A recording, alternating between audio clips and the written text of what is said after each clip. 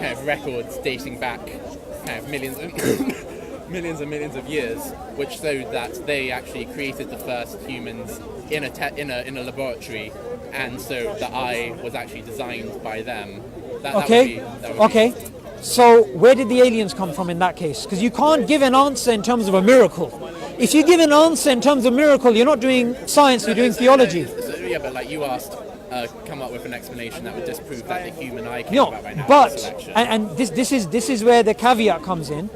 If what you're saying is true, which is what Richard Dawkins basically says, is that, and also Francis Crick, that life may have been seeded on Earth from advanced civilization.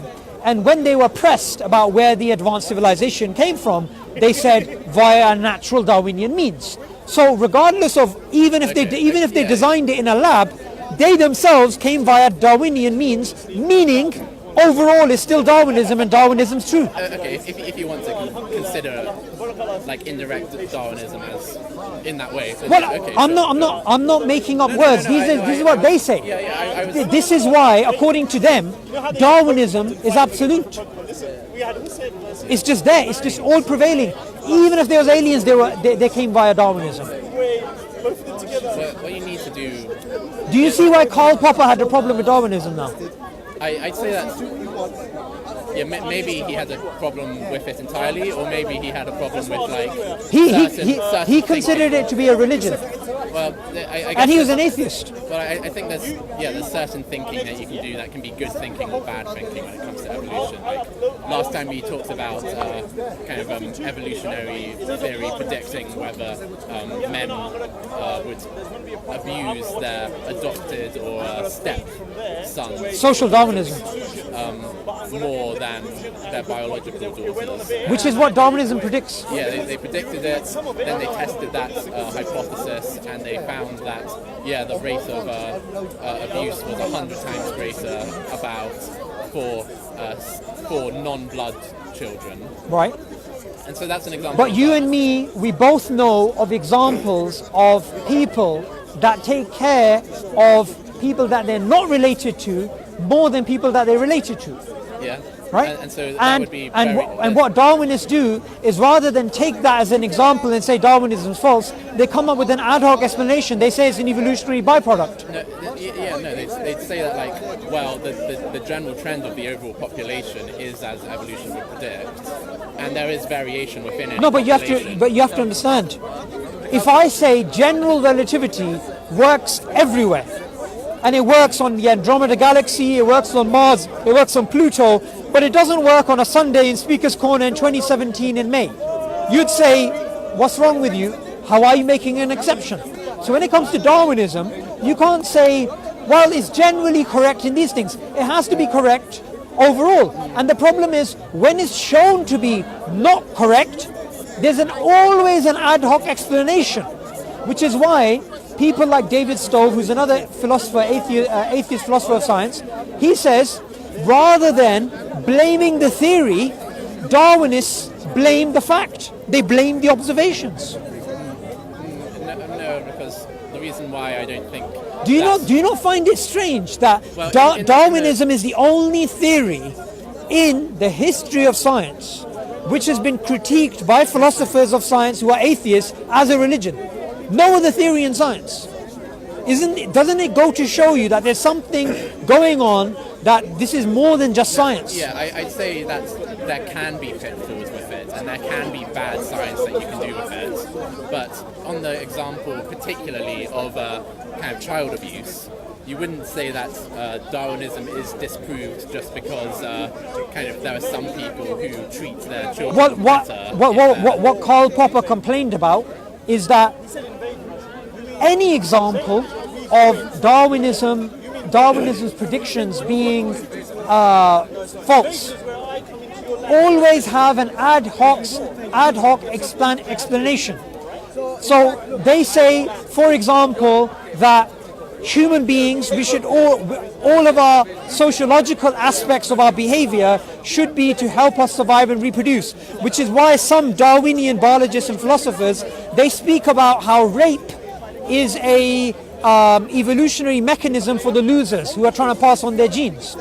Now, Others would say no, because the aim of the rapist is not to have children. The aim of the rapist is for his passion or whatever. Now, the problem here is anything that contradicts a Darwinian explanation always has a malleable blanket that you can chuck on it and say, well, maybe this is an evolutionary byproduct. Maybe this is an evolutionary byproduct. Like, for example, Richard Dawkins in his book, The Selfish Gene, he says, it is to a mother's benefit if her children are snatched away. Right? It's to a mother's benefit because she doesn't have to raise them and she can raise other children. Yet we know no mother wants her children to be taken away. But what the Darwinists do is they say this is an evolutionary byproduct. Well, so I can address that one example, but I prefer to go back to the child abuse example. Sure. So with that example, like kind of, it's a good behaviour for mothers to want to protect their kids because they don't know for sure that someone who does snatch their kids is going to look after their kids as well as they would. So, but say if they are going to. If they wrote a written agreement, I'm going to treat your child as a princess, I'm going to give them whatever you want. No mother wants her child to be taken away. Even Richard Dawkins admits to this. Well, actually, there is an example of kind of children or parents giving their children away in some circumstances if they think that the child will be well looked after, and maybe if they think, oh, this will help me look after my other children more from the resulting money or that sort of thing. But can you tell me this? If Darwinism gives a prediction that all of these things that we're speaking about in terms of the mother-child relationship, this is all in terms of genes and survival value and the selfish gene idea, why don't the parents know this? Why don't the parents know what? The fact that their love for their children is only because of genetics. Well, a creature doesn't need to understand itself or why it thinks a particular way. Because what you're basically saying is you're making claims which are unnatural. There are mothers who adopt children which are not related to them, which don't carry their genes, yet sometimes take care of them better than their biological children. We have cases like that. Yeah, now, anybody with common sense would say that falsifies Darwinism, but in your case, you'll say it's just an evolutionary byproduct. You would say it falsifies Darwinism if the overall trend in most of the human population was for parents to look after their non-blood children better than their blood children who actually carry their genes. Look, but actually, what has been found is that the model is satisfied because the rate of child abuse is far greater for non-blood children than blood children. And so, like, this is an example of how something could have been falsified, but it wasn't. Okay, so let's do this. Rather than saying there's general and there's exceptions, let me give you a general rule which goes against Darwinism. Okay? Okay. Survival of the fittest. Go down the road, we have hospitals which are survival of the unfittest. And who pays for it? Me and you. We pay for it through our tax. The problem is, not only philosophers of science, atheist philosophers of science, atheist philosophers of biology, atheist evolutionary biologists like Masutashi Nai, they've basically said this. There's no difference between looking at something and saying God did it and looking at something and saying natural selection did it. Because at the end of the day, you can't test either. And he's an atheist who doesn't believe in Darwinism. Because what you're doing is, you're taking a mystery and you're giving it a label. But me and you both know that survival of the fittest does not apply to hospitals, and NHS is the biggest recruiter in this country. The 5th biggest in the world. Paid for by me and you every single time we buy coffee. That's survival of the unfittest, which is a general principle which goes against Darwinism. So the reason why it doesn't is, I think you could find an example which, if it were the general rule, would refute kind of this sort of survival of the fittest ideology. But the example of hospitals doesn't do that, because it's a good behaviour for kind of humans to cooperate in times of in times where the resources aren't too scarce. So if you cooperate, generally there's greater prosperity for But that's people. not selfish gene. And so You're speaking about group selection now, that's yeah. right? Look, So- when so we you're look when we're speaking about neo-Darwinism, if you want to say scrap selfish gene, let's go to group selection, which E.O. Wilson believed in, then that's fine. But then what you have to realize is that basically means the selfish gene idea, which has been promoted for the last couple of decades, is false. No, it doesn't, because there has been a synthesis where you explain how, for example, eusocial Hymenoptera come about. Are you speaking about multi-level selection? I don't know exactly. I Look, can't remember this, but like look, there has neo-Darwinism- been kind of well-founded explanations. For Okay, example, look, let me- why drone bees kind of serve the hive, but okay, they don't. Okay, feed okay, themselves. that's actually something different. That's known as kin selection. That's different. Forget that. Yeah, so but like Let me just explain what's going on here. Modern synthesis, which was put together in the 1930s when we had genetics and we had classical Darwinism, this was based that natural selection works at a genetic level, right? Now, Richard Dawkins popularized this through the selfish gene idea, even though it wasn't his idea, it was from someone else prior to him. Now, fast forward the last couple of years, biologists have realized it doesn't hold. So some of them are proposing an alternative, which is known as group selection, which is what E.O. Wilson, another evolutionary biologist, believes in. Now, him and Richard Dawkins, they fought each other online, and the spat got very personal. You know, E.O. Wilson called Richard Dawkins a science journalist, said, "You're not even a scientist, right?" These two ideas contradict each other: group selection and selfish gene. And in terms of the selfish gene, it doesn't make sense in terms of hospitals. What you can't do is say that this key works, and since it doesn't work, let me use this key. Either you have to stick to selfish gene idea with classical neo-Darwinism, or you have to drop that and say it's been false, and then move on to group selection. You can't cherry pick. No. I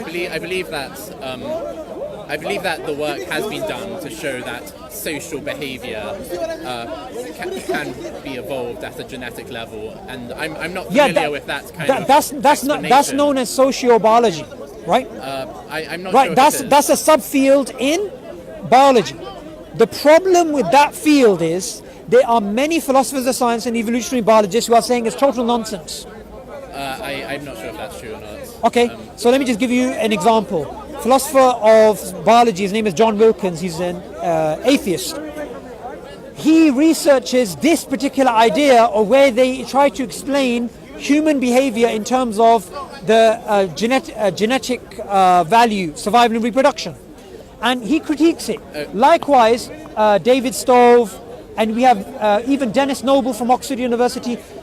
All these guys are atheists and they're evolutionary biologists and philosophers, and they say it doesn't make any sense. In fact, some of them call it unfalsifiable, some of it call it a religion, some of it call it that it's not even science. Well, I don't know if that's what I'm advocating anyway, but like If you're advocating neo-Darwinism, that's what you're advocating. No, well, I'm going to take a stab at it, even though I haven't read about this particular kind of genetic story. I'm not that familiar with it, but I know.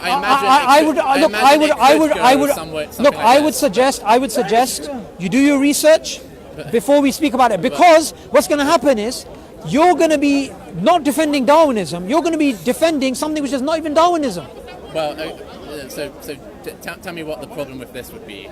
So you have a population of some mammals, yeah. And what would they already have? They'd be mammals, so they'd already have sexual reproduction. So they'd already kind of try and seek out each other in order to mate. Yeah. And so there will already be a kind of a slight kind of competition, because even if you can mate with a female, that female might also eat all your food.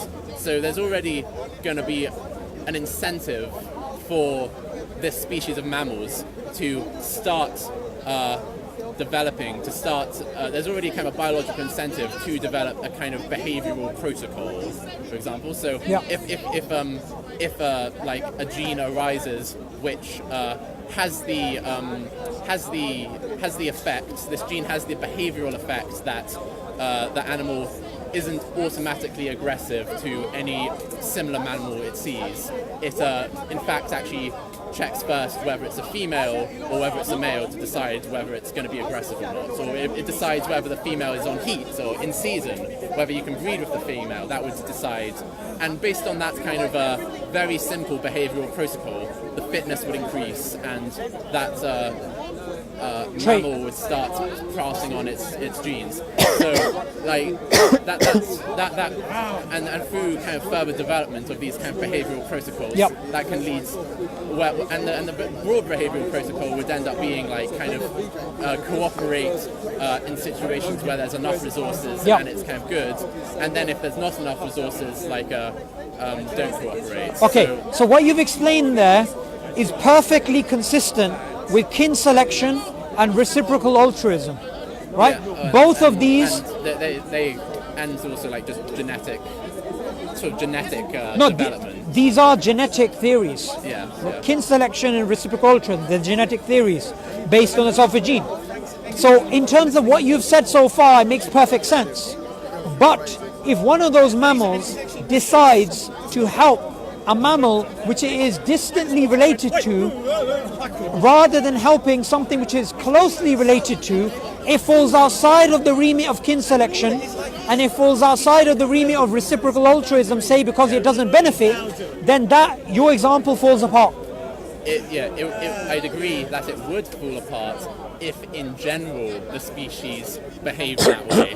If it was the general trend for the species to help kind of unrelated mammals over its kin, its children, its brothers, then I'd say, okay, this whole Darwinism thing, this whole kind of selfish gene, that's kind of,